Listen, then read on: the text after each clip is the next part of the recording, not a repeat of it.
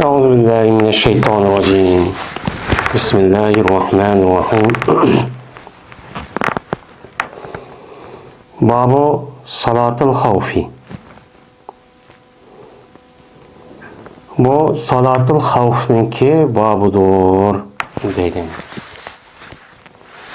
Yani salatul havf.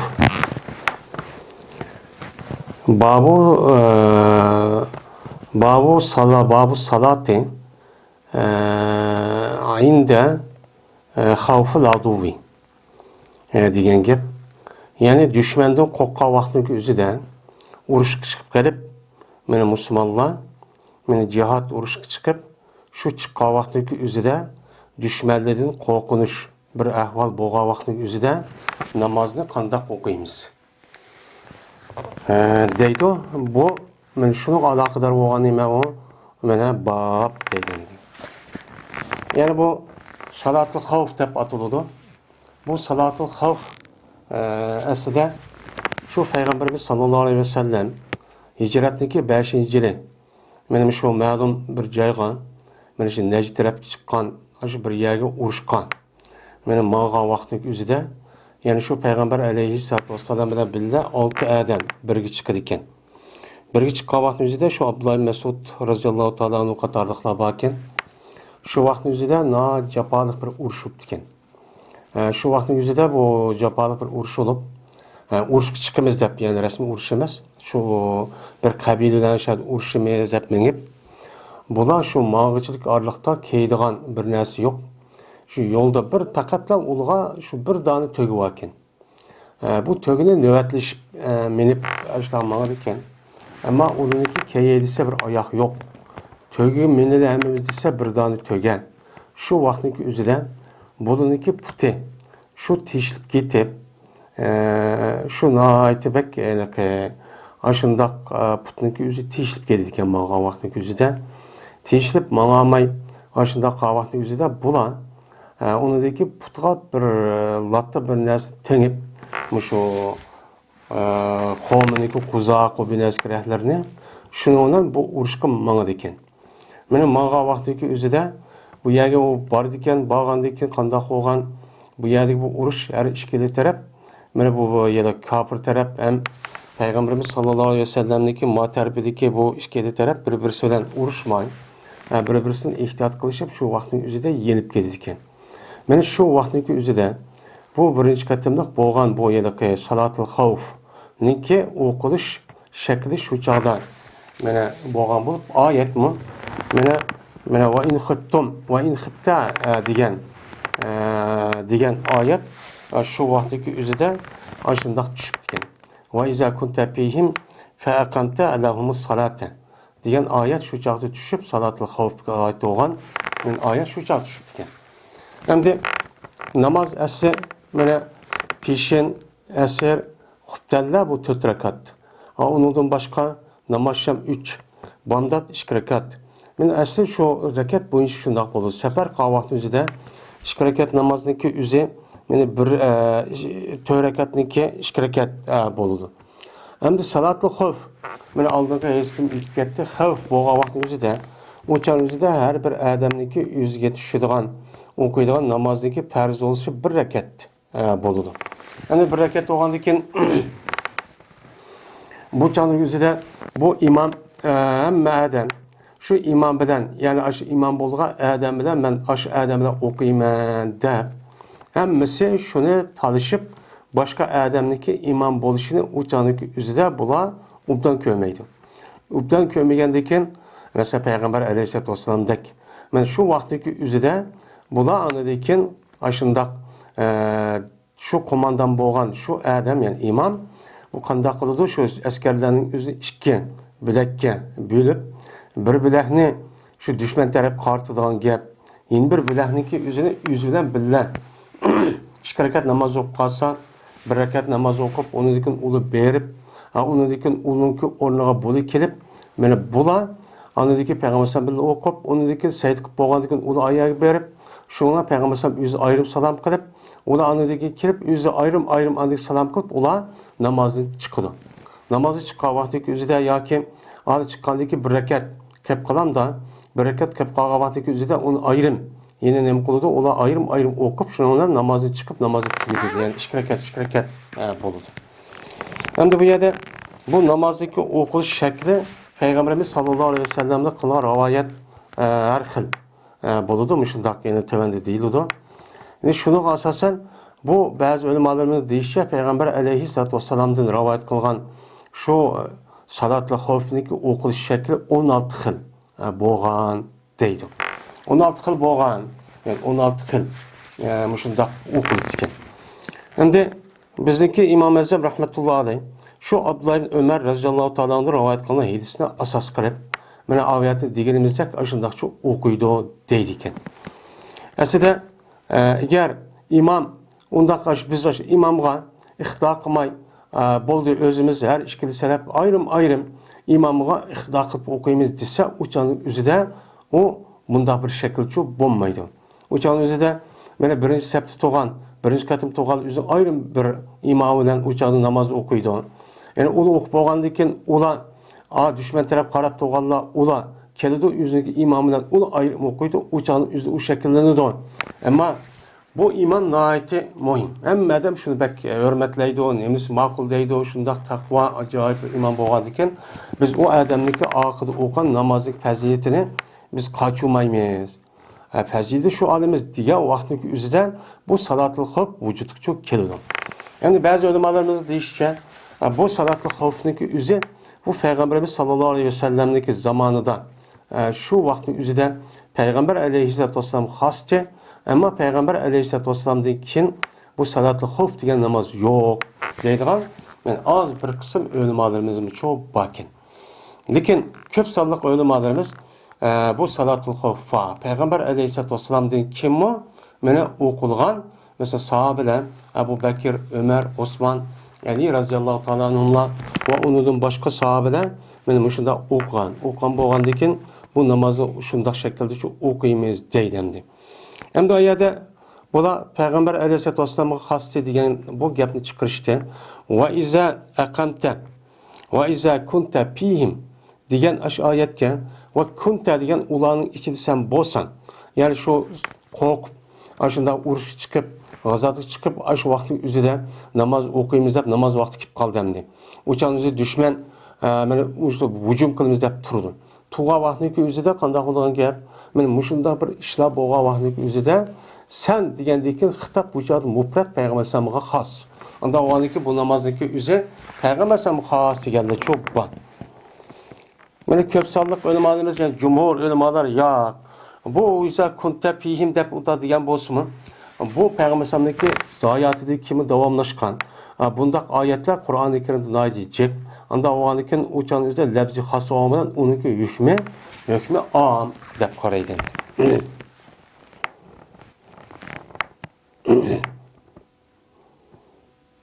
Birinci fasıl. Salim ibn Abdullah ibn Ömer radhiyallahu ta'ala'dan rivayet kılındı. Bu Salim yüzdeki atısı olan Abdullah ibn Ömer radhiyallahu ta'ala'dan rivayet kılındı. Dedi Abdullah, gazat kıldık biz Peygamberimiz sallallahu aleyhi ve sellem bilen. Hem de gaza degen bu nimo gaza yavzu, gazven, gazin, merziyun deydi. Bu gaza degen esli bu yani cihat kılışka yani uruş kılışka mağdok diyen gibi. Yani uruş kılışka şu tarafga qarab mağallıqniki üzerine, yani cihat kılışka taraf qarab mağallıqniki üzerine bunu gazi deydendi. Cahit yani mücahit degen o resmi yani uruş kılman deb şu uruş meydanında kılıçını götürüp Kur'an'ı götürüp uruşka adam neymi o yani mücahit yani küreş kılıcı yani cihat kılıcı. Yani Peygamberimiz sallallahu aleyhi ve sellem bilen biz nemi kıldık gazat yani uruş tarafı mağduk Necd tarafı. Kıbele Necdin. Yani Necd tarafı biz Peygamber aleyhissalatu vesselam bilen uruş tarafı yani Necd tarafı boğan bir uruş kılmış şahada deb men mushundaqcha mağancha edik. Endi u Necd degan shu yerda mushu Makka Madinamniki mushu sharq tarafidagi o'zini mushu Tihama deydi. Tihama yani mushu Arab yarim orliniki shimol sharq tarafidagi ustun tarafkan. Ustun taraf bo'lgandan keyin mushu yerda hozirgi Riyaz, undan boshqa Yaman, Muşu taraflarındaki üzerine necd dep atalırken. Necd'deki asli manisi yani üstün oldu, iyigiz oldu diyen manide.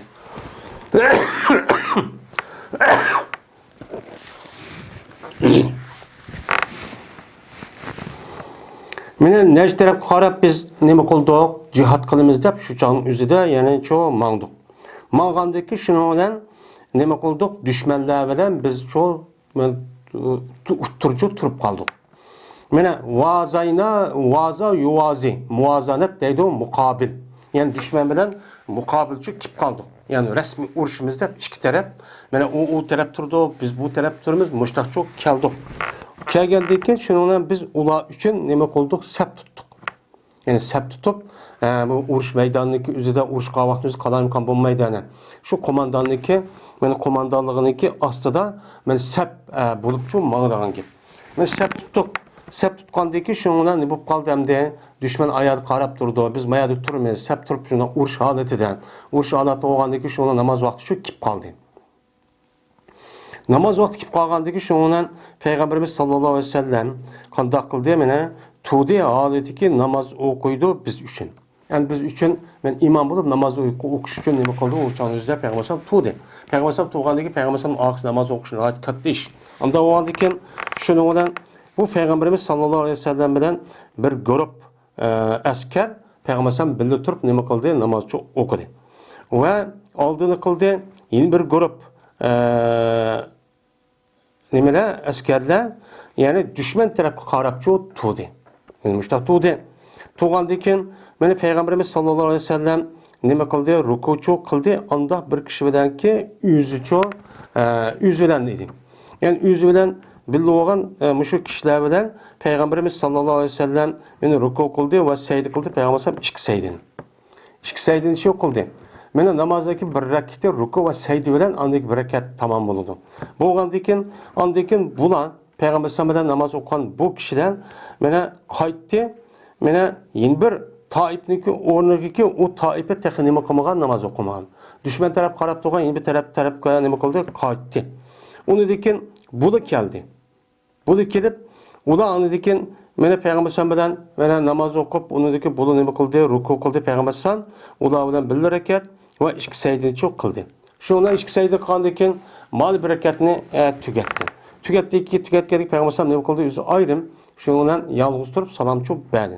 Andan keyin bulardan bo'lgan har biri turdi. Ya'ni shu birinchi qatim va ikkinchi qatim turgan her biri ayrım turib, yani başlıklı bir turib, ondan keyin ayrım turib, şundan her biri öz nefsi için bir rakat için okudu.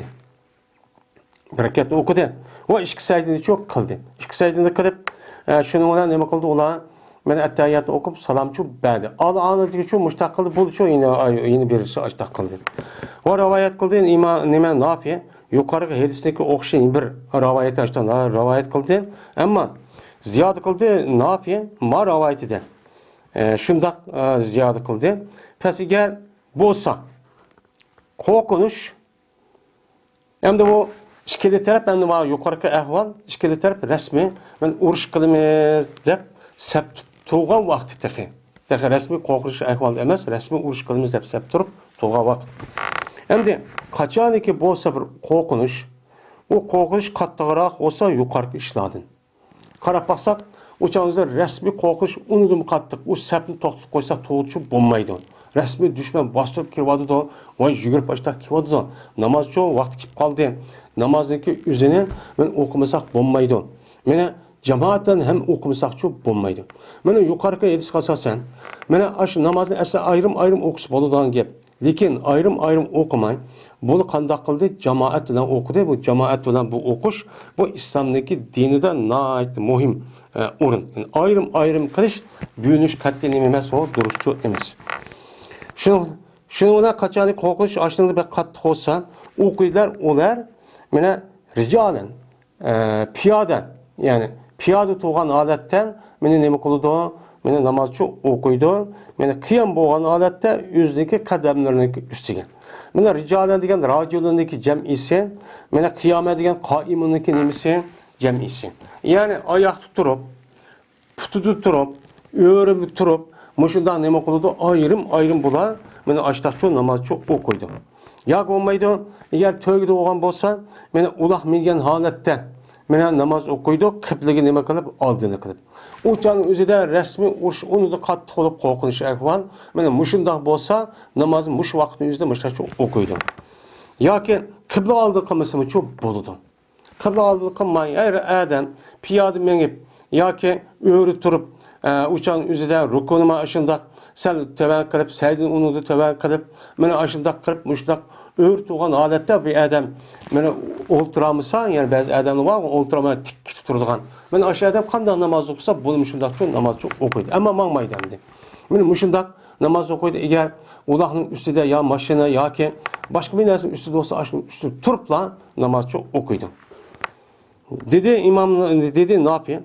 Bilmayman, İbn Ömer radhiyallohu ta'ala anhu'ni meni deppadi mushu gapni faqat payg'ambar sallam deppaganligini men bilaman. Buni payg'ambar sallam meni İbn Ömer yani faqat mushundaq qo'rqinishdagi ahvol bak ig'irlashgan vaqtning o'zida piyoda mengib put bilan o'qiydi, yo uloq meni o'qib bo'lmasa qibla qarab mushta o'qiydi degan mushu gapniki o'zini İbn Ömer radhiyallohu ta'ala o'zi demasdan payg'ambar alayhisolatu vasallam mushtaq dedi degan gapni men nima qilaman bilaman. Yani payg'ambar dedi ma gapni deydi. Mana bizniki Hanifi mazhab mana mushu İbn Ömer radhiyallohu ta'alaning mushu yedisini asoschi o'qiladi. Ya'ni salatul xavf mana mush shaklda o'qiladi. Endi salatul xavfniki o'zida ulamolarimiz mushu yedisiga asosan ana har xil ko'z qaraydi. Shu bu yerda deyotgan ulamolarimizniki bu yer yedisi kelgan, sahih yedisi kelgan mushu shaklda qanday shaklda o'qisa bo'ladi? Qanday shaklda o'qisa bo'ladi? Hanifi mazhab İbn Ömer radhiyallohu ta'alaninki rivoyat qilgan hadisini buni asos qilibdi. Hanbali mazhab yani boshqa odamniki o'qigan asos qilibdi. Yana bir Shofiy mazhab yani boshqa sahobaniki tutgan rivoyat qilgan hadisini asos qilibdi. Bu qonunlik o'zidan ma bo'ladi, bo'lmaydi demoqchi emas. Mayli, payg'ambar sallallohu rivoyat qilgan hadis bo'lgandan keyin qaysini o'qisa durust.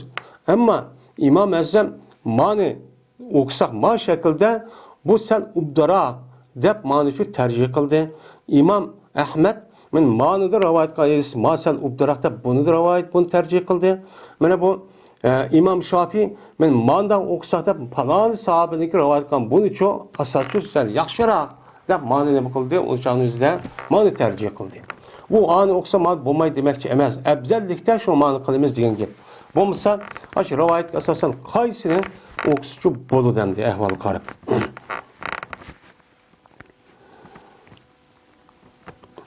Yazid ibn Roman radhiyallohu ta'ala rivoyat qilindi.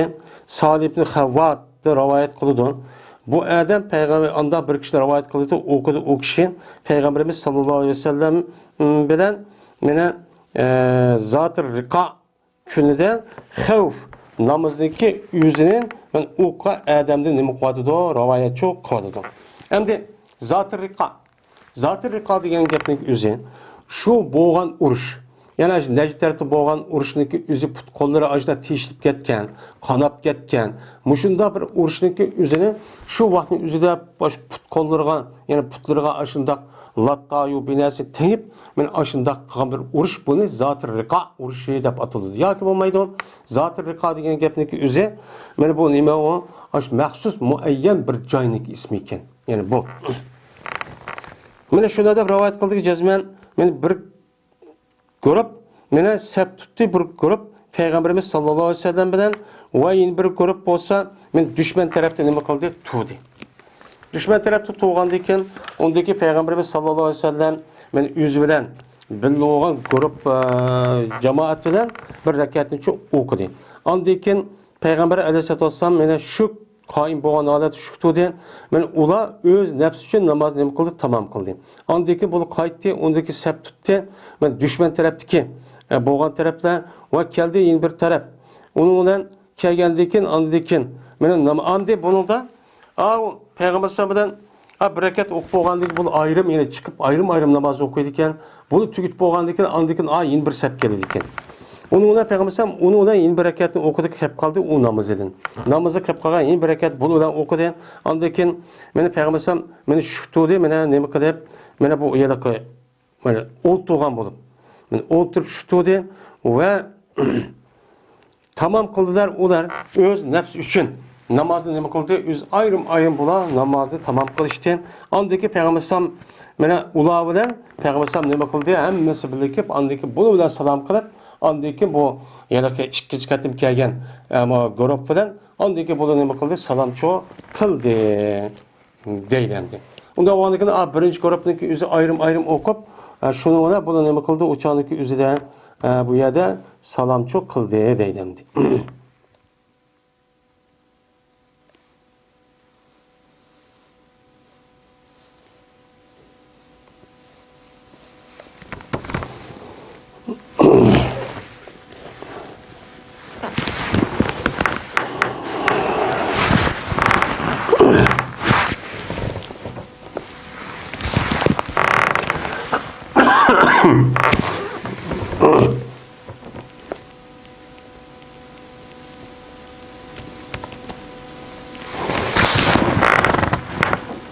Ve çıkardı İmam Bukhari rahmetullah'da yeni bir yolundan Kasım'din. Salih ibn Havvat'tin, Sehl ibn Ebi Hasm'din, Peygamberimiz sallallahu aleyhi ve sellem'din. Yani yeni bir yolundan rivayet kasasan nima qildi Peygamber aleyhissalatu vesselam'dan müştabir yedisi İmam Bukhari meni rivayetçi qildi deydi.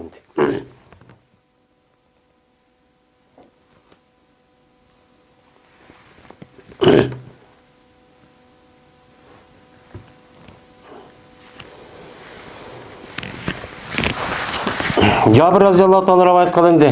Dedi ol Cabir aldığını kıldık biz Peygamberimiz sallallahu aleyhi ve sellem bilen meni cihat kılımız dep meni nima kıldık? Men düşman taraf qarapçı aldığımızını çok kıldık. Hatta vakti buluduk biz Zat-ı Rika degan joyda men.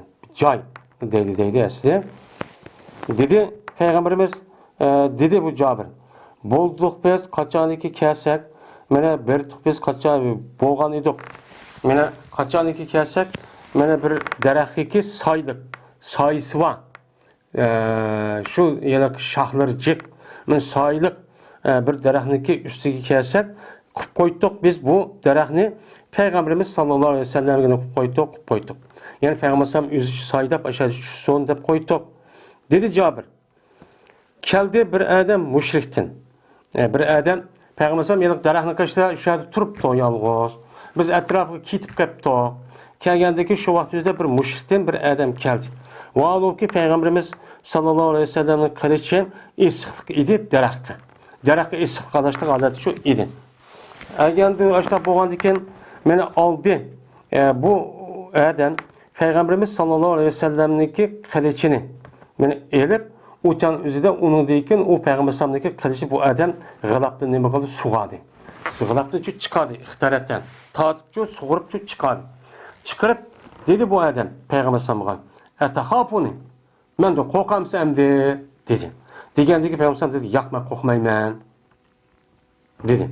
Degandagi Peygamber yana adam dedikin, "Famen yemna'unuka minni." Anda olsam men de seni kim to'sidi hozir? Hozir qo'lim qilishda meni hech kim meni to'samaydi. O qaga adam o yerda turdi. Hozir kippochi opirib seni o'ltiraman hozir qilishda dedi. Degandagi Peygamber dediki, "Allahu yemna'uni minka." Senden Allah meni senden nima qildi? To'sidi. Dedi. Degandeki shuning bilan dedi Cabir. Uni degan sahobalar shu atrofga keldi.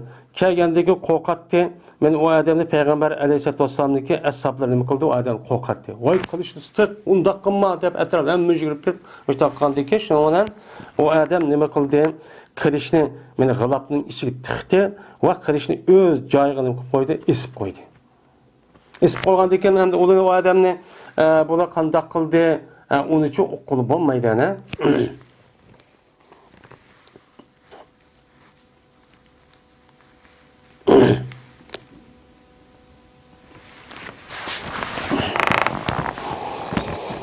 Shuning bilan azon to'landi namozga. Namaz okuyumuz deb endi azon to'landi. Onudaki Peygamber aleyhissalatu vesselam bir tariften 2 rekatını okudu. 4 rekat namaz iken. Andikin bula andikin kendiçi boldu. Çikindi kendiga ve okudu Peygamber sallam yeni bir tarif bilen 2 rekatını 4 rekat namaz iken men mundaqça okudu. Mene dedi Cabir. Boldu Peygamberimiz sallallahu aleyhi ve sellem için 4 rekat namoz oldu ve kavm için 2 rekat namoz oldu. Bu mu bir o'qilishning nimasi o? Shakli deygandi. Hamda yuqorqi asas hadis asasen bu namaz 4 rekatlik namoz olsun 2 rekat bo'ladi.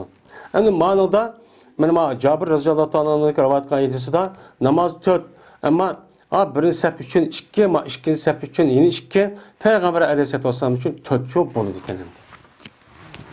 Bu ma bir o'qilishning nimasi o? Shakli. Ve yine Cabir radıyallahu anh rivayet kıldı. Dedi o Cabir. Namaz okudu bizge Peygamberimiz sallallahu aleyhi ve sellem salatul khufni. Düşmenden kokka vaktinin yüzüde okulduğun. Meni namazın nime kıldı? Okupçu ben. Okup bergendeken şunu olan biz Peygamberimiz sallallahu aleyhi ve sellem'in arkasında 2 sep bılıpçı tuduk. Meni düşman bizi bile kıbleninki nimesi diye taraf deydi, otursaydı. Biz öyle kıbleninki otursaydıken aşağı kıble tarafta anladaki Peygamberimiz sallallahu aleyhi ve sellem tekbir okudu ve biz mi hemimiz ne kıldık? Tekbirçi okuduk.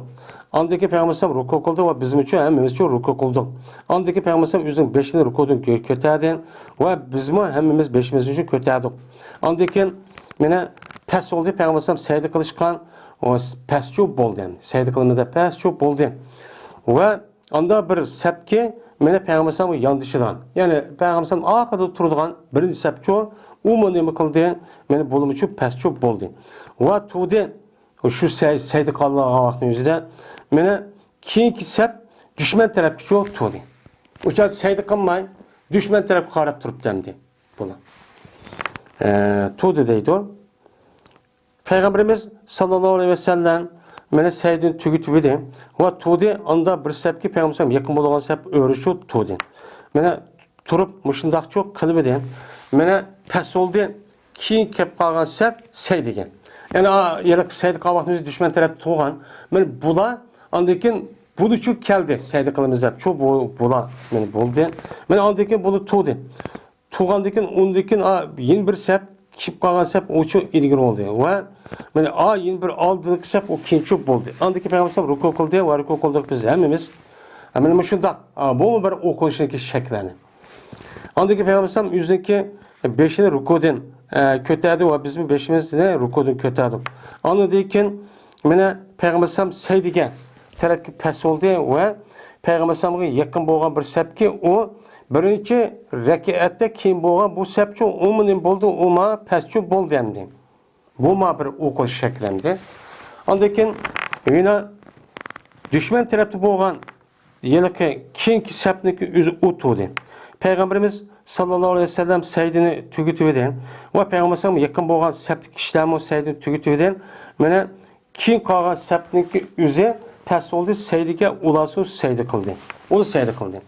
Andaki Peygamberimiz men salam verdi ve salam verdi Peygamberimiz. Yani bu mu bir şekilken yani 4 şekil 4 rekat namazı olgandıkken uçan üzerinde hemiz bir kata okup onun deyken seydi kılgan vaktimizde birinci sep Peygamberimizden kılıp ikinci sep düşman karab onu deyken seydi kılıp onu seydi kaldıyken yeni bula yine kaytıp gelgendiyken andayken bula ikinci seydi kılgan vaktimizde birinci sep ayağa gelip onu müştak 4 sep 4 rekatta müşüde adeti buldu. Bu mu bir okuyuşun nemisi o şekli. Bunu da emel naiti cik bolu dendi.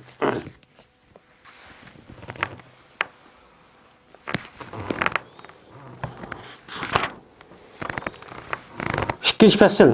Cabir radıyallahu anh rivayet kılındı. Şuna da cezmen Peygamberimiz sallallahu aleyhi ve sellem berçe okuydu adamlar bilen meni peşin namazın xavften betni Mekke'de. Meni betni Nahl deydigan bir joydan meni salatul xavf qo'rqib ketgan vaqtimizda peshini nima qildi? Ashtachu o'qandi. O'qib Peygamberimiz mundaq o'qan. Meni o'qandi Peygamberimiz bir guruh bilan 2 rakatni, mana 2 rakatni o'qibdi. Andaki salom beribdi. Peygamberimiz. Onu deyken yeni bir taife o'qibdi. O'qigandikan uni Peygamberimiz 2 rakatni o'qibdi. Andaki Peygamberimiz salom beribdi. Yani mushta o'qan bir rivoyat bor ekan. To'xtatib Peygamberimiz şu yıllık şu namazdaki üzerine men 2 rekat mal bilen peşini okuptu da okandiken ma grup bilan ikki rakatni o'qib, buni bilan payg'ambar salom berib, uni deyken hali kelib yana namoz chiqib ketmagandiki hisoblanib, uniki buni kelib o ikki rakatni buni bilan birga o'qib, uniki buni bilan payg'ambar bir salom cho'q qildi. Bu salatul xavfning bir nimasi ekan, shakli ekan, o'qish shakli.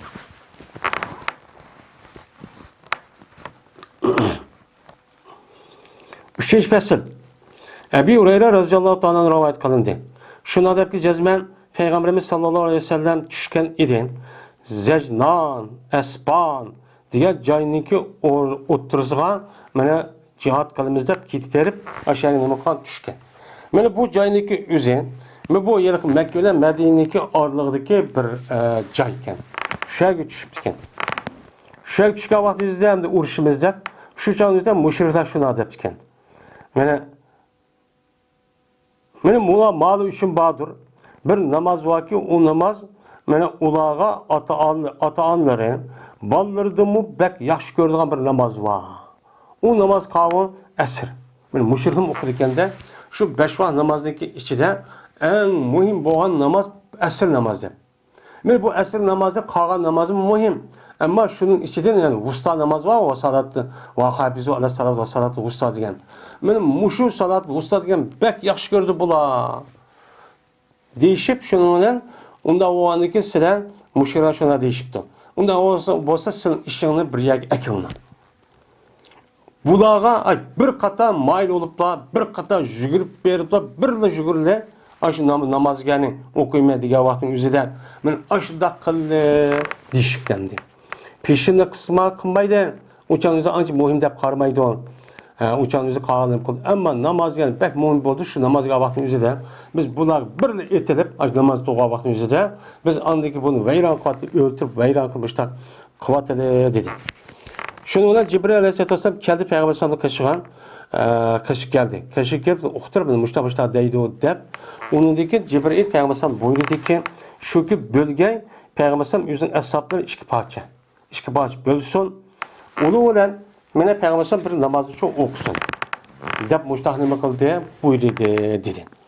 Şuna to'da bir taife Peygamber sallallahu aksıdan ve tuttu ve cezmen tuttular ular. Yüzniki mene ihtiyat nersini ve yüzniki nimesini koralarını o da nima kıldı tuttu. Yani Peygamber sallallahu yüzü bir grupdan o'qandayken ikkinchi grupniki yüzü koralını resmi qo'liga tutib, ehtiyot tadbirlarini elib, dushman tarafga qarab turdi. Unda o'ldikin, men bular uchun bir rakat bo'ldi. Payg'ambarimiz sallallohu alayhi vasallam uchun 2 rakat bo'ldi. Ya'ni bu rivoyatda mana bu yerga kasrga asosan ham kasr oldu, hem salatli xavf bo'ldi ekan. Men 4 rakat namozni 2 rakat o'qib, unidagi ma grup bilan bir rakat u grup bilan ne bo'ldi? Bir rakatni çok o'qidi deydi. Ya'ni salatli xavfniki men o'qilishniki shakli men mushundaqcha bo'ldi. Yani demek benim bu okulgan yukarıya yeriş asasen salatli xavfniki shakli 3 ya 4 xil bo'ldi bu rivoyatda. Anda o'ldikan shuni da qaysi men obdan deb qaragan bo'lsa, o adam asan deb qaragan bo'lsa, shu vaqtning o'zida yana jamoat mujohidning hammasi yaqash imom mushun o'qisa bo'ldi deydigan ish bo'lgan bo'lsa, o'chan mushta o'qishchi bo'ladi. Ammo o'chan o'zida biz unda qilmaylik. Va ma imom o'qib bersin, ma o'qib bo'ldi, unidekin biz tugatgandan keyin uni kelsin, uni bir ayrı bir imom bo'lsin, uni ayrım o'qisin desa, o'chan o'zi umucho bo'laverdi. Deydi.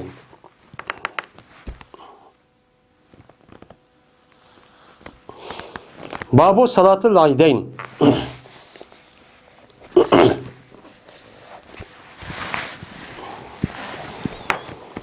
Mana bu ikki bayram namozidagi o'qilishniki nemasidir, o babudur deydi endi.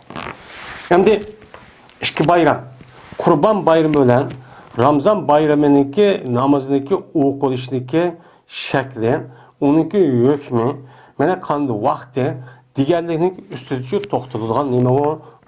Peygamber sallallahu rivoyat qilgan edis. Men bu to'g'ri nima deydi o? Men mushning ustida nima qilamiz, uni da to'xtalamiz deydi endi. Endi Eid. Endi Eidun, a'yadun jamisi uniki tasnisi nima? Eidayn. degan gap. Endi it degan nima? Aslida ada yaududan chiqqan. Ya'ni qaytib keldi degan bu ma'nidan kelgan nima u? Nima ism bu? Ya'ni it degan gap, ya'ni davomli takrorlanib qaytib keladigan bir xil ish. U qavm, mesela bayram. Bayram degan gapning o'zi mana Uyg'urchada bu davomli, ya'ni bir yil yana tugagan bo'lsa, endi kelar yil endi qaytib keladi. Yeni bir yil davomli qaytib keladi. Men mushi e'tiboridan arablar mushunda xo'shal bo'ladigan bir kunniki o'zini, ya'ni bayramniki o'zini bu arablar nima deydi uni? Haydun deb ataydi. Ya'ni bu deganning o'zidan muhim bir ish bo'lgan bo'lsa, u bir millat yo bir xalq uchun mana shu muhim bo'lgan, xo'shallik bo'lgan, xo'shallik, shundoq rohat, noit, shavkat, o'zining qudratini bor ekanligini bildiradigan muhim bir ish ekanligini bildiradigan, xo'shallik bo'ladigan, etgan muhim ishni bildiradigan mushunda bir voqea bo'lgan bo'lsa, bu har qanday bir millat, bir xalq bo'ladi. Mana shu xalqlarniki o'zi, mana shu kunniki o'zida shu bo'lgan ahvollarni xotirlab xo'shalib ketib, uni eslab, mana xo'shalligidan mana kofirlar bo'lsa har ishlarni qilib, mana qilmagan ishlarni voy usul oynab, arıq içib, aşındaq bir-birisiga haram, aştaq xato ishlarni qilib xo'shalligida. Men mushu kunning o'zida mushta ish bo'ldi deydigan holat shu bandi. Har qanday millat shu bu ish shu bo'ladi. Endi islom dinimiz uchun, islom dinimizda mana bu ikki dona cho'ng bir xo'shal bo'lgan nima va mu'min musulmonlarga nisbatan ish shu bor. Ikki vaqtning o'zida. Birsi Ramazon bayrami. Mana bu Ramazon bayramidagi o'zidagi xo'shal bo'lishniki o'zi. Çünkü bu adam, bu yılki adam nispeten xo'shal bo'lish, men bu adam 30 kunlik ro'zani tinch amanlim qoldi, tutib oldi. Ro'zani tutib olish bilan birlikda u adam men Ramazonniki jarayonida nihoyat katta ibodatni qilib oldi, savobni bakjik oldi. Meni kechmi kunduz, meni namoz o'qib, Qur'on o'qib, mana bu kech kunduz o'qigan, bunu bu Ramazonniki kechalarida o'qigan, mana qilgan ibodat va o'qigan Qur'onniki savobi favqul oddiy nima o yuqori. Shundoq savobchi jiq. Unda o'g'ani bir xo'shallik, joq men manfaat, jiq va foyda oldim deb. Onun boshqa mana Ramazondan iborat bo'lgan bu ikkinchi nima, uchinchi nima o farz. To'rtinchi farz. Bunu men nim qoldim, ado qildim degan gap. Uningdan boshqa mana Alloh taolo meni bana nim beribdi, meni tinimni sog'lom qilibdi. Meni balvoqinlarimning tinini sog'lom qilibdi. Bir yilda yoki o'tgan yil sog'lom tuqadim, sog'lom. Yeni bir jonni chub beribdi deb masalan, yangi tug'ilib qolgan bo'lsa, meni mushunda qilibdi. Hech qanday bir og'ir so'loq bunda bo'lmabdi. Dinimizni meni mushu sog' salomat ibodat qilishga Alloh muvaffaq qilibdi. Dinimizni sog' qilibdi, tinimizni sog' qilibdi. Degan asosan meni sadiq fitrdan iborat bo'lgan bu ibodatni uchun qilib oldik. Qilib olgandan keyin shuni bir xo'shallik nima bo'ldi. Va uning boshqa xayri ihson, sadaqa va unishni qilib oldik.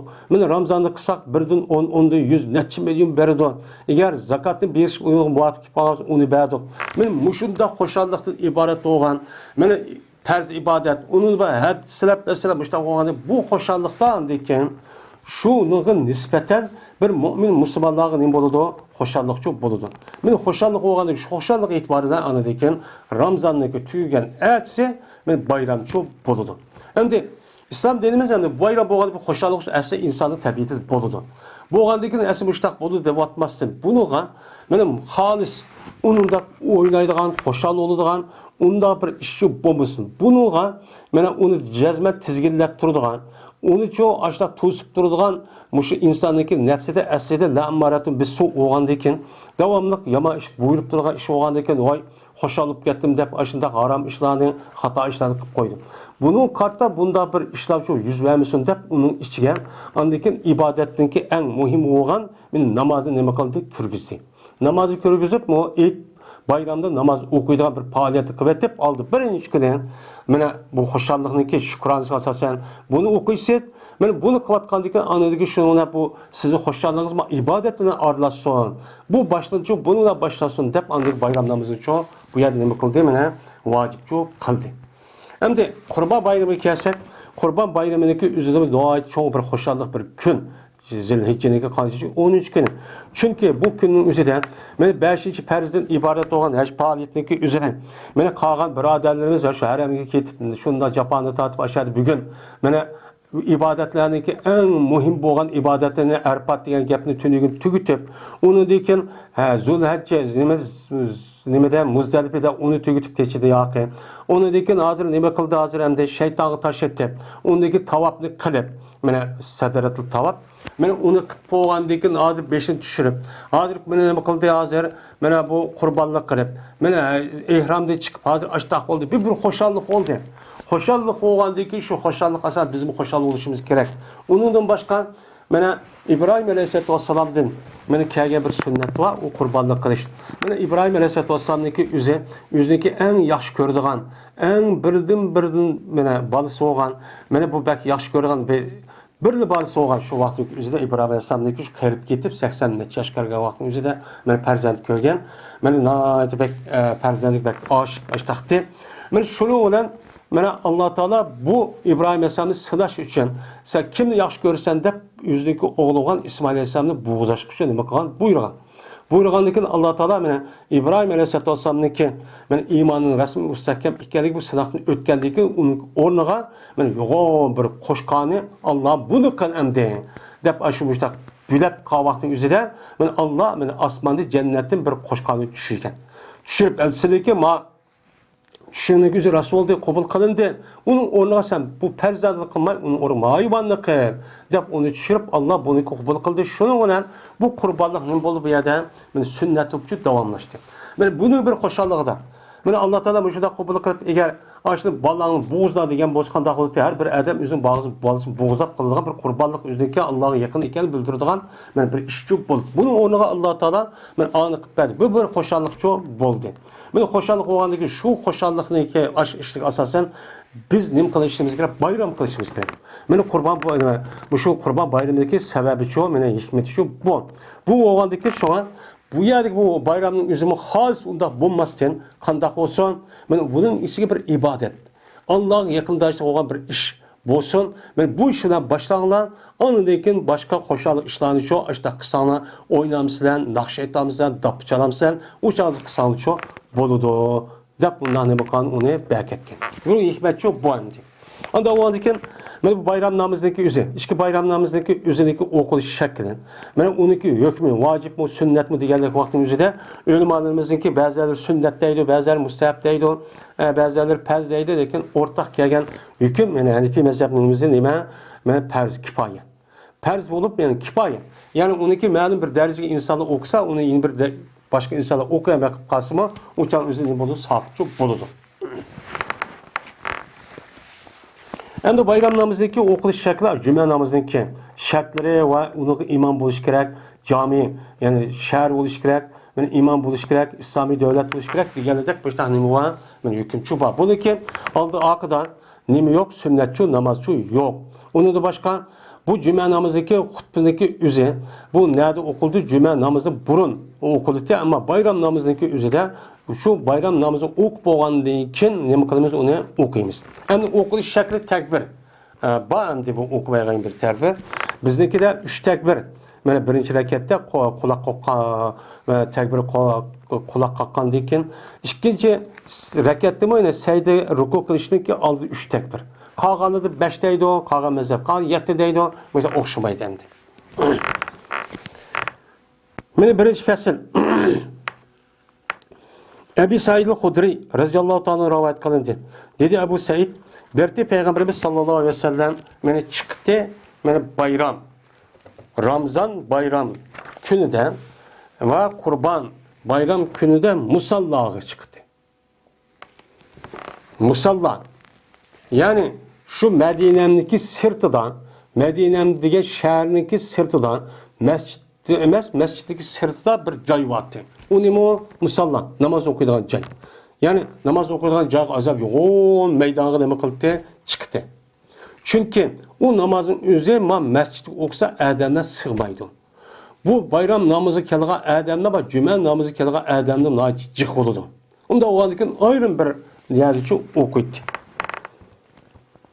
Mene bir şeyinki evveliki başlaydı mene o şeyi bilen. Peygamber'den başlayan dersin birincisi şu günde nimeti namazdı. Namaz başlaydı. O günü mene Birinchi o'qiydigan narsa takbirmi yo'q, azanmi yo'q, u namozning oldi sunnatmi yo'q, faqat namoz uchun o'qiydi. Namoz o'qiydi, ham xutbani uchun o'qimaydi. Xutbani shu birinchi boshlagan kun shu namoz o'qigan, uni degan xutba o'qiydi. Anadan keyin mana payg'ambar sollallohu alayhi vasallam qaytdi namozdan. Qaytib anadan keyin o'qib bo'lib, ondan keyin turdi payg'ambar sollallohu alayhi vasallam, men odamlarningki o'ttirsida qarab turdi. Ben namazını örtürüp, Peygamber sallam, ben namaz okuyup, aldığı qarab, ben şundak çok turdu. Uçağımızda Peygamberimiz sallallahu aleyhi ve sellem'e namaz okuyduğun, bana hutbe okuyduğun ayrım bir minber yokken. Minber yok olup, şu canlı jildi bir kata, iş kata kelgen boğunu alaydı minber yasalmaptıken. Yasalmay, şu canlıda Peygamber sallam örtürüp, qarab, cemaat qarab, müştak çok turup, bana hutbe okuyduken. Vaadol ki adamlar bana olduğu şey idi, o özlerindeki septirde, Öldüğün septlerde adam şüphetim medirmay, açtak turttu, Peygamber sallam aldığını kırıp, o adamı qaraydı. Qarğandıkın ulağa Peygamber sallam vaziyeti. Vaziyeti. Hem de vaza yaizu vazen, mevizeten deydi. Yani bu adamlardaki üzünün, meni yaxşılığı buyuruş arkalı, hoşal kılış arkalı, meni o adamını meni ağalandırış arkalı kılındığı sözde üzün ne deydi onu? Vaz deydi hem de. Ve Peygamberimiz sallallahu aleyhi ve sellem ulağa vasiyat kıldı ve ulağını nime kıldı? Mene dinninki ahkamlarına buyurdu. Anı kılınla, manı kılmanla da müştak emir fermanlarına çoğu çıkardı bu hutbeniki men mezmunu şutu. Ve eğer bolsa Peygamberimiz sallallahu aleyhi ve sellem irade kılıp kalsa şu ki keskin. Yani keskin hüküm koyup yani askerdek men muşundak kılışını irade kılıp kalsa bir kurşunun. Bir kurşununu kesişinin. Bir qo'shindagi bas, ya'ni dushman tarafga avatadigan, ya u ya bu yerga avatadigan mushunda bir qo'shinni kesishning har bir qabiladan, mana ma qabiladan mancha odam bo'lsin, o qabiladan mancha odam bo'lsin, mandoq bo'lsin deb keskin hukm qilib boshlab chiqargan. Mana buni irod qilmoqchi bo'lsa qanday qildi payg'ambar sollallohu alayhi vasallam qata'ahu. Kesdi, mana payg'ambar sollallohu alayhi vasallam shu qo'shinni kesib, mana shu kabilenin işi tuğan adamdan şu işin ilip ağalın kesti diyen gibi. Yani a kabilenin mançı adam olsun, ma kabilenin mançı adam olsun, palanıya uğuş varımız, palanı günü mundak olsun, palanı adam kumandan boludu. Ya yüz çıksa özlemeli çıkımen deydi ya ki bana kumandan belki tutu. Belki de başta deydi ama bir yer çıkımız deydi ama bardağa yani demeydi. Çünkü yuşurdu. Uçağı hain münafıkın var yetkisi boyduğun, şu tuyuksuz bir iş gerek. Bunda çok oldu. Hem de bu yerde Kata'u degan mana poch taqsim qildi degan gap. Asli qata kasdi degan gap. Shu askarlarniki uchanzi muntazam askar yo'q. Muntazam askarniki o'zi shu vaqtdagi o'zida shu har odam o'ziki uyda mahallasi qabilasi turdi. Men musulmon degan odam. Unda o'g'andan keyin shunda jihad qilish ish chiqqan vaqt hammasi keldi. Cihat tüygendikin özü öyge berip, kıldıgan işini kırıp, dehqonchi, çarvıçı, bağvanı kırıp, şu arkalık özlüki turmuşu munda qamlaydı. Qamdap andikin şu işçisi amaqlap, yügürüp de çıkıdı. İş tüygendikin cihat iş tüygen ama, biz hem cihat kıldık da burada cimmi tuturgan iş yok uçağın özüde. Meni berip de özü turmuşu çok kılıptı. Şu uçağın özüde Peygamber sallam aşında kesidigan uya buyuruyduğun, aşında iş olsun işte çok kılıptı. Yakin, buyurdu Peygamberimiz sallallahu aleyhi ve sellem şu Kurban Bayramı'ndaki hutbesinden bir şeyi ki buyurdu Peygamber sallam unuğan. Yani bir şey buyuruşunu irad qilib qolgan bo'lsa, qilmoqchi bo'lsa o şey buyurdu. Anda qilinglar deb, çünkü o günde chiqqan odam jiqqanti. Mushta çok buyurdu. Andan keyin bu ishni qilib bo'lgandan keyin shuni xutbani o'qib bo'lgandan keyin xutba bo'ldi. Andan keyin Peygamber sallam mushta nima qildi? Qaytib ketdi. Shuning bilan o bayram namazı deyin. Dedi. Yani demek, mene aslında Peygamberimiz sallallahu aleyhi ve sellem'deki zamanıdan, mene bayram namazı ve cuma namazındaki hutbeleri asli haleti bu şendi. Bu hazırki şu yani teşvikat organlarına okşaydıgan bir nime o şekil. Yani hazırki şu teşvikat organındaki yani merkez. Şu cuma namazı, bayram namazındaki hutbeleri şu oldu. Şu adı takayetler mümkün.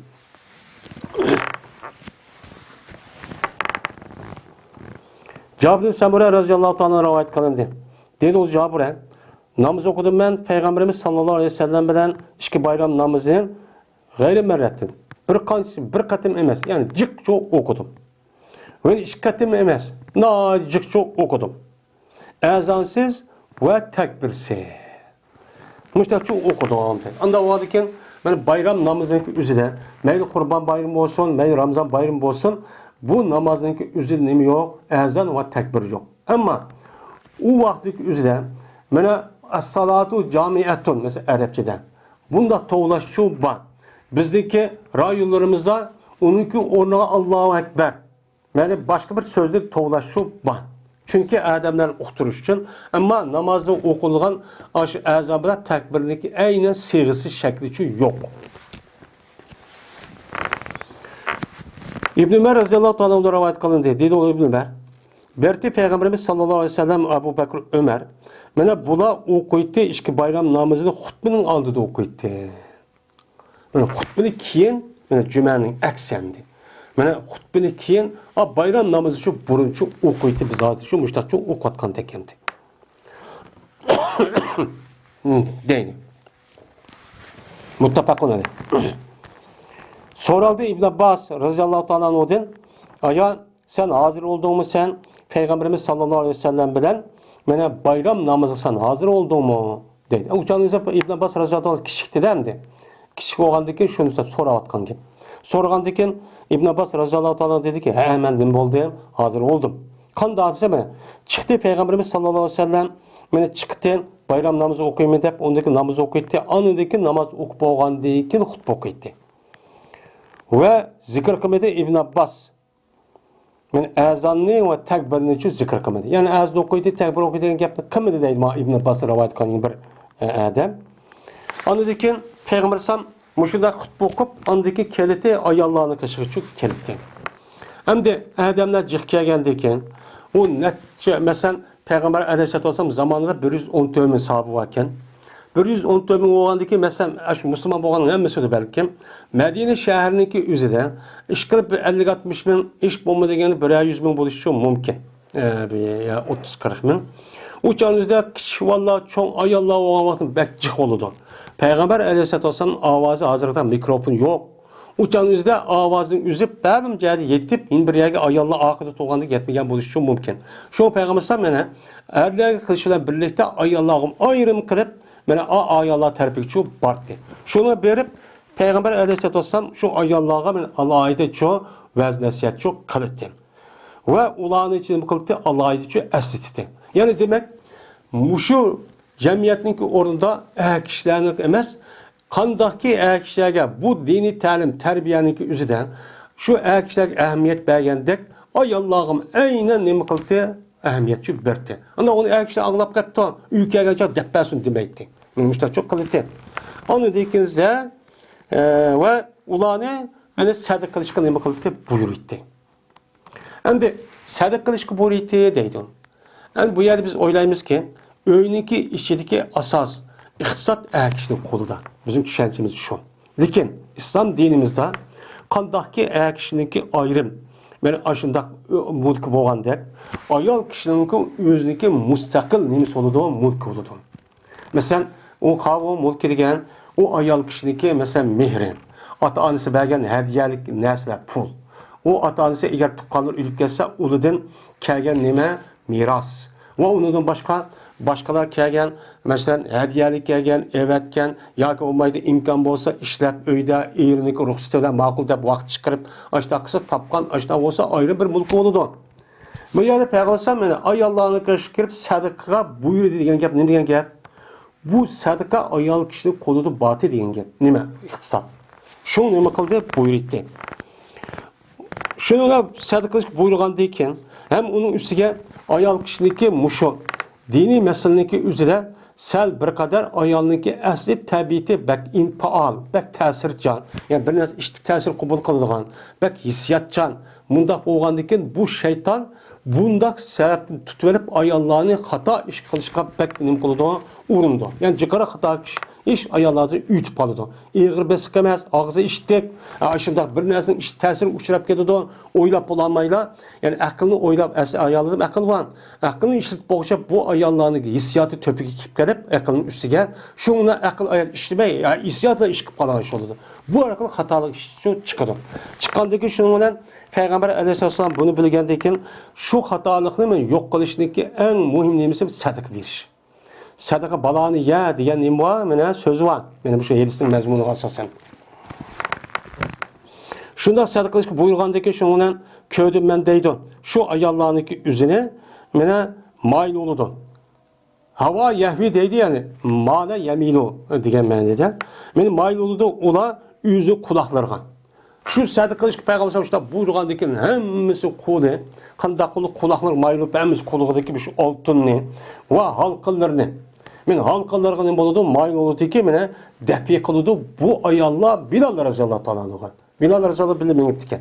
Men kendiki Bilal roziyallohu "Voy Bilal qani ya" deganda, ya birimiz deganda, ya qanday shu Bilal shu bilan hammasi qo'lidagi, bo'ynidagi kuzuklarni ilib, shu Bilalga shu berdigan mushtaq bo'lganini ko'rdim. Yani ayollar muşu cemiyetini berpa qilishda ayollarning kuchi ajoyib cho'ng bo'lgan deydi. Zaten tarixda shunda. Har qanday bir millat, har qanday bir xalqniki muşu taraqqiga ham uniki uyg'unish uchun ayollar ajoyib rol o'ynaydi. Ama cho'ng bir jihad qilish, cho'ng ishlarda ayollar unda ishga chiqishga meni u asli muvofiq bo'lmasmi? Lekin boshqa ishlarning o'zida men birimizga ilhomlantirish, tarbiya verish deganlarning ustida bu ayollarning kuchi bak zo'r. Shu uchun men ayollarni Payg'ambar sallallohu tabliq qilib ishqa, men iqtisodni ulardan shu asos etdik endi. Ayol kishi degan, er kishi degan pulni tas topgandan keyin uchan u hisobni unda degan olmaydi. Ama o neymi dese bir var dedi. Şuna bo'lsa de ayollar bir qadar ne bo'ladi? Men nayet bek yalaqi tirishchan, harakatchan mushtaq bo'ladi. Ondan keyin irtifa. Ondan keyin irtifa degan ko'tardi, ko'tarildi degan gap, ustun bo'ldi degan gap, ya'ni katta degan gap. Ustun bo'lgandan keyin o'chanizda namoz o'qigan ustun bo'lib payg'ambar o'r qopib shundan namozga uy ketdi deydi. Ondan keyin ketdi. O Peygamber Aleyhisselatü Vesselam ve Bilal üzüm uy tarafiga çoğu kötürülüp üstün bulup ketdi. Men şu kutbu okup, aşında işini kıp olup, şu ayollar tabliğ kılıp, muşlu kıp olgandaki uy tarafiga nima qildi? Ketdi deydi. Yani demek, mana bu yılki bu bayram namazındaki o'qilishidagi shaklicha mana mushu. Yine İbn Abbas radıyallahu ta'ala anhu'dan rivayet kılınan şunadaki cezme Peygamberimiz sallallahu aleyhi ve sellem meni namaz okudu. Meni bayram namaz günü 2 rekatniki okumadı. Peygamber bunu aldı da ve kendi hiç kadar bir namazı okup bakmadı. Meni bayram namazındaki aldı arkada hiç kadar bir namazın okuşu yok. Sünnet namazı yok. Yani şu bayramın ne cemaat ne imam okuşu olmaydı. Ama bu bazı ulemalarımız değişiyor. Mesela salat-ı zuha ya salat-ı işrak degan bir namoz bor. Agar u odam u yerda o'qib qolsa bo'lsa, ba'zi odamlar yo'q o'qimaydi. U yerda u noati odam chiqib olgandan keyin o'qimasin. Agar o'qib ketsa, uyda o'qisin. Ammo buniki namoz emas. Bu bayram namozining namozi sunnat emas. Ammo yana yerda o'qib qolsa, u odam jamoat imom emas, ama jamoat o'qisa o'shan o'zida va u davomli o'qiydigan yoki vaqt borkan u namozni o'qiydigan bayram namozini o'shan o'zida men 2 rakat namoz o'qilay, salat ishroq bo'lsin yo zuha bo'lsin desa o'shan o'zida bu bo'lishi mumkin. Endi shuna bo'lsin o'qimasin deydi.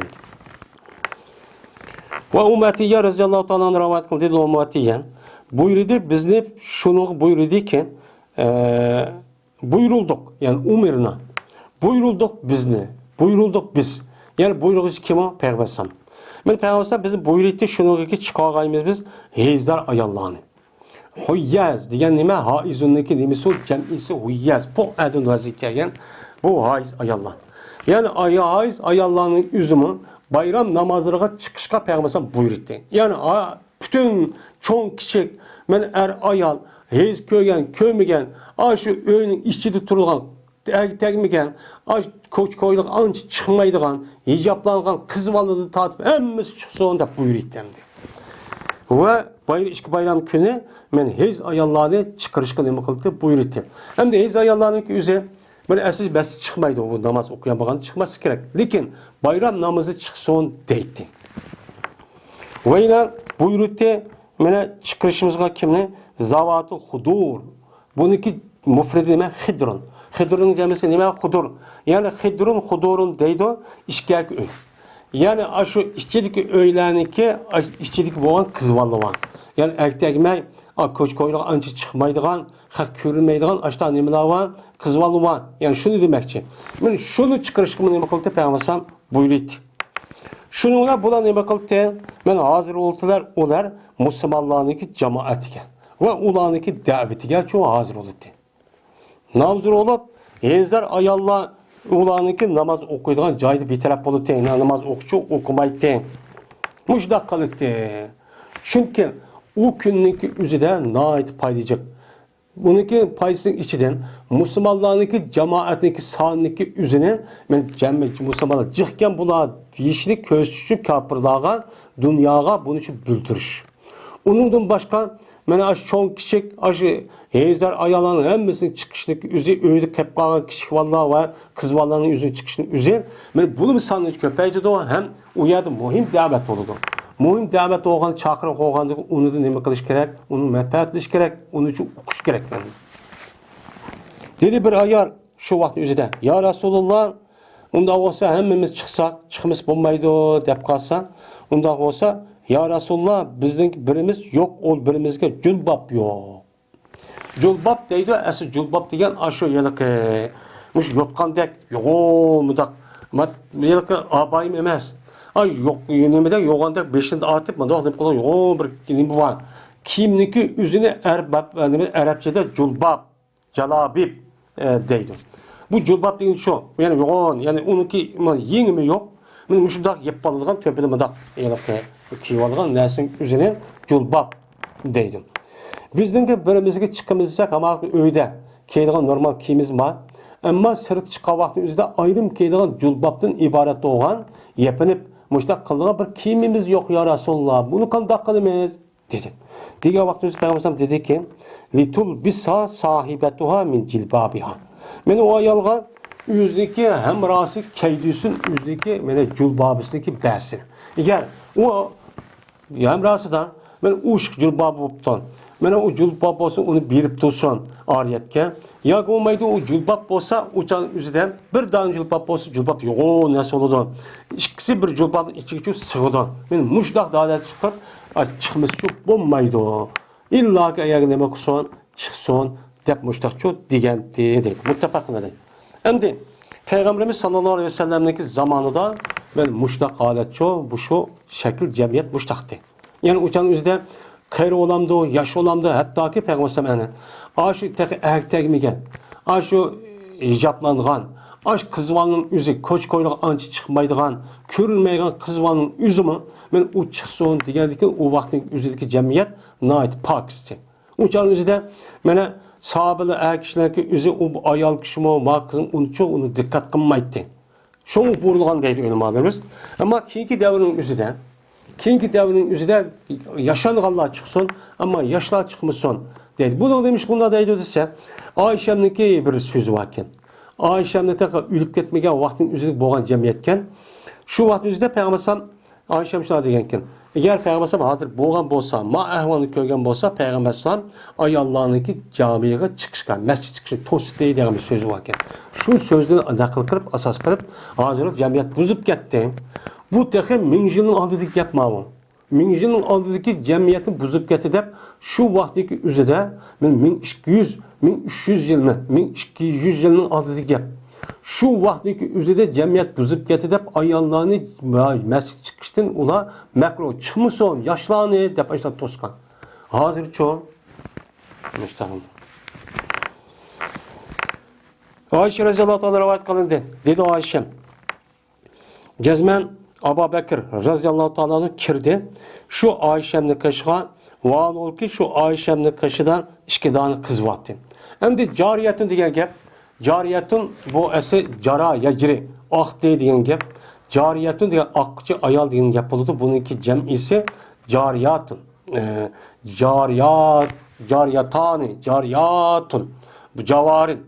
Dep geliyor cavarıyla. Bu yerde yürüp bunda hizmetçi kızı var nemeden ayal kız vallahi deyin yap. Aslı bunu bu cariyatın depnek yaş erkekmigen ayalların kız vallahının üzerine aslı Arapçada örf adet cariye deydi. Bunun içi de kullarım var, hizmetçilerim var.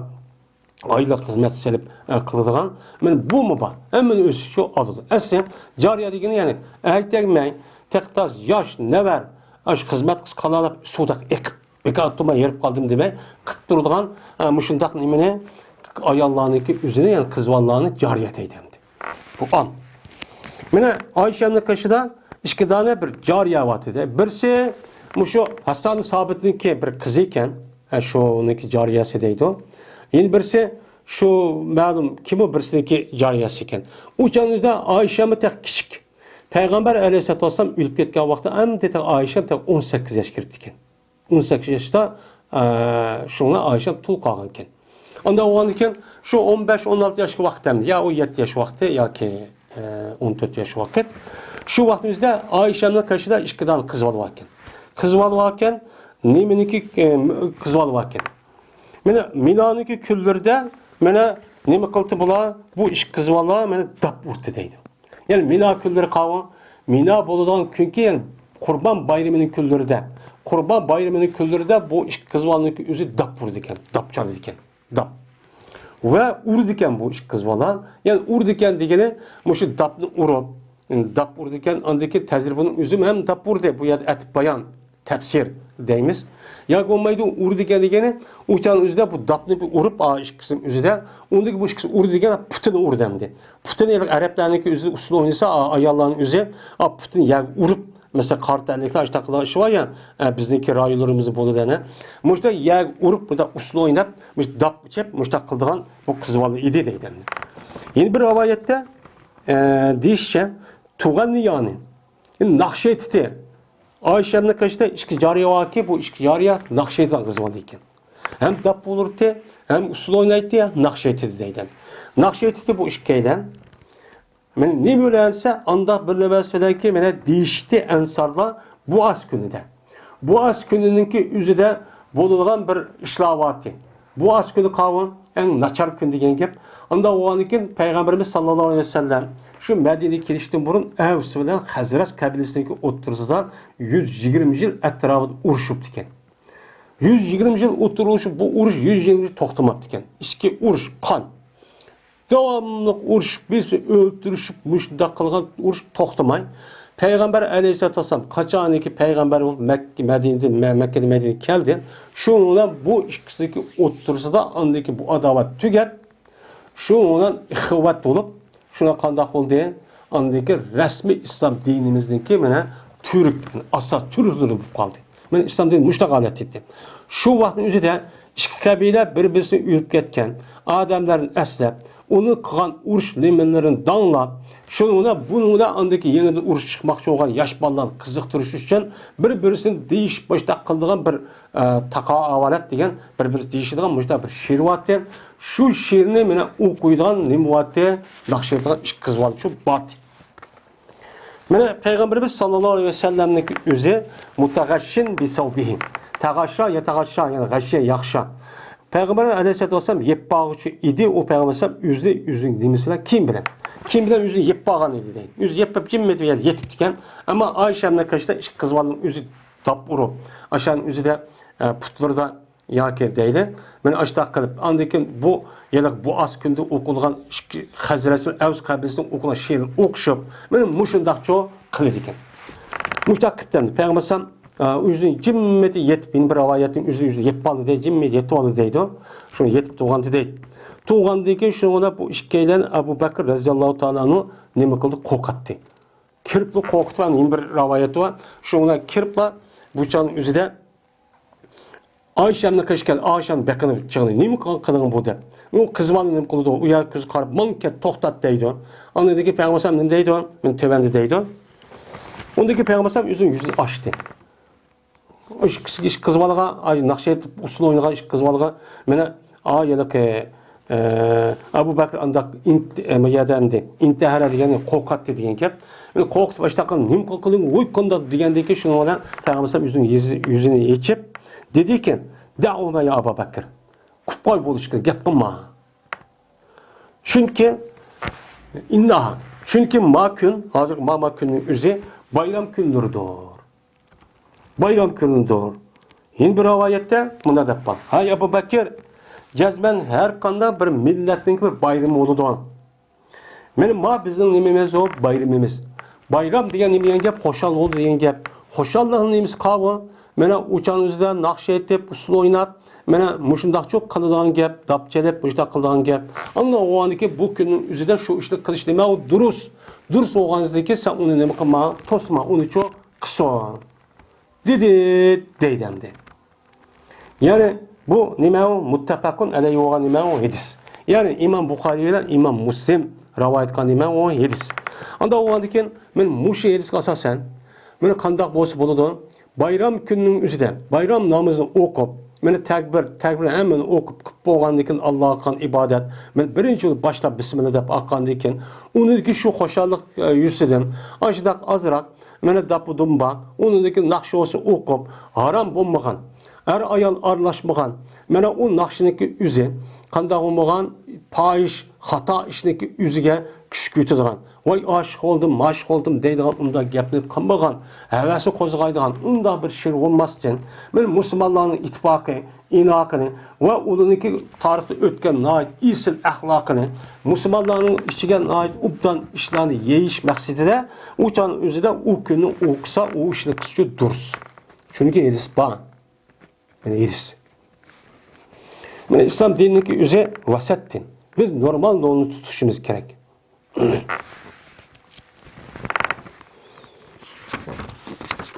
Enes radhiyallohu ta'ala rivoyat qilindi.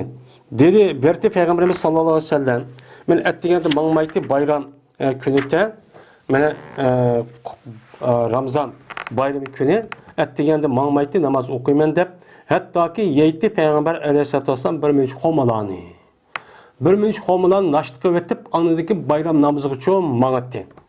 Va yeyti Peygamber bu xomalani bitir holatda. Ya'ni taq 1 3 5 7 Müşdakçı yapçı mağnatı. Anda o adeken men bayram gününki üzüden bir adam bayram namazı mağmakçı olsa aldı bilen kandak kılış gerek. Aldı naşlık kılış bilen naşlık veriş gerek. Çünkü men o adam bayramınki aldığı nimukan rozu tuttu. Uçağımızı tanıtıştı. Bunu bir nesi yapıyor adetlerine gel. Unda o adeken namaz okup kip boğuş kosakçı bir nesi yemegendeki çıdımaydı onu. Namaz kuşu ile okuş gerek. Anda o adeki bu naşlıkki en yaksı o nimukavu xoma. Qo'mning foydasi chiq.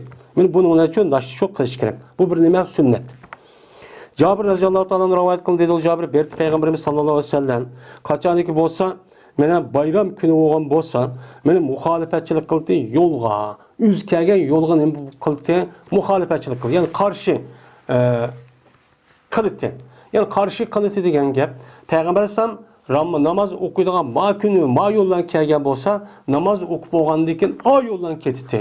Ya'ni kelgan yo'lga ayni ketmaydi deydi. Buni da hikmat ham chiq. Chunki bunda kelgan vaqtimizda musulmonlar o'chanimizda rasmiy islom din, rasmiy shavkat odat kelmagandan keyin o'chanimizda o'zlik sonini nima qilib, o'zlik jiq ko'rsatish. Yine Bara radhiyallohu ta'ala rivoyat qilindi. Dedi u Bara xutba o'qiydi biz uchun Peygamberimiz sallallahu aleyhi ve sellem Kurban Bayramı günü. Kurban Bayramı günü xutba o'qib dedi ki, cezmen bir nimasini ki birincisi ki başlayımız biz o nesini bizdeki hazırki muş günümüzde. Benim muşun bayram, Kurban Bayramı gününden benim başlayacağım nesin birincisi şu ki namaz okuyayımız biz.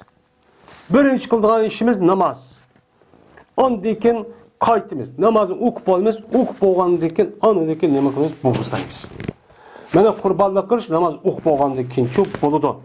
Pes bir kishiga qilsa shu, pes bir kishiga qilib qolsa o kishi shu ishni, qurbonlik bo'g'izlash degan ishni mana namozdan burun qilmay, namozni keyin ashta qilgan bo'lsa, mana namozni keyin bo'g'izgan bo'lsa, jazman o adam bizning sunnatimizga yetgan bo'ladi. Ya'ni bizning sunnatimiz bo'yicha ish qilgan bo'lib, sunnatimiz bo'yicha harakat qilgan bo'ladi. Sunnatimizga yetgan bo'ladi. Va bir odamga bo'g'izlasa shunga oldik namoz o'qiymiz biz. Mana namoz o'qishdan burun bu odam mana nima qilibdi?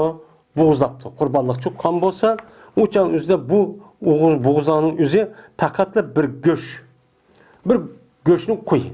Yani o adam öz yeymen degani bo'ladi, ammo qurbonlikni o'ltirganlik degan savobchi ham geldik perço adamchi bo'lmaydi.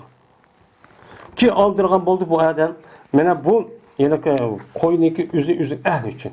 O'zidagi balvoqni aldirab qilib bergan bu baldir yeydigan go'sht bo'ldi. O'sha qurbonlik çok bo'lmaydi. Emas, o'shaning o'zida bu qurbonlik mana ibodatning qatoridan bo'lmaydi, hech qanday bir şey edi. Hech qanday bir şey ibodatning qatori demaymiz. Qurbonlikni burun nima namoz o'qishni burun bo'g'izlab qolgan bo'lsa, deydi. Ya'ni demak, mana qurbonlik qilish bayram namozidan o'qib bo'lgandan kim bo'ladi? Uni ilgichi bo'lmaydi. Ilgar uningda ilgi qilib qolgan bo'lsa, u qurbon nega emas, u qurbonlikchi emas. U faqat bir go'sht. Cundub ibn Abdullah ibn Becri radıyallahu ta'ala rivayet kıldı dedi ol Cundub. Dedi Peygamberimiz sallallahu aleyhi ve sellem bir adamiki boğuzlagan bolsa bayram namazınınki mana aldıdan Kurban bayramının namazınınki aldıdan bir adam boğuzlagan bolsa mana boğuzlusun onun ornuğa yeni birini boğuzlusun namaz okup olgan kim? Ve bir adamiki boğuzlamagan bolsa o adam mana hatta ki namaz okugan bolsa o çağınızı boğuzlusun Allah Teala'nın ismini atap durup Bismillahi Allahu Ekber dep nimi kıson namaz okup olgandaki boğuzlusun dedi deydendi. Bara razıyallahu Teala'nın rivayet kılındı. Dedi onu Bara. Dedi Peygamberimiz sallallahu aleyhi ve sellem bir adamki boğuzlagan bolsa o adam namaz okuştan burun boğuzlap koygan bolsa o adam öz nefsi üçün boğuzlagan boludu. Yani bir adam namazı kim boğuzlagan bolsa o adam cezmen üzününki mine kurbanlık ibadeti nimkan boludu, tamamlagan boludu. Ve yetken boludu bu adam Müslümanlarınki sünnetiga. Yani Müslümanlar oturup koygan, Müslümanlar menvatkan yolguçu yetken boludu bu adam. Şunu kan boludu dedi muttafaqun aleyh. Ve İbn Ömer radıyallahu ta'ala numara rivayet kılındı. Mine dedi İbn Ömer berti Peygamberimiz sallallahu aleyhi ve sellem kurbanlık kıldı ve nehri kıldı musallada. Hem de zebaha nehre deydi o.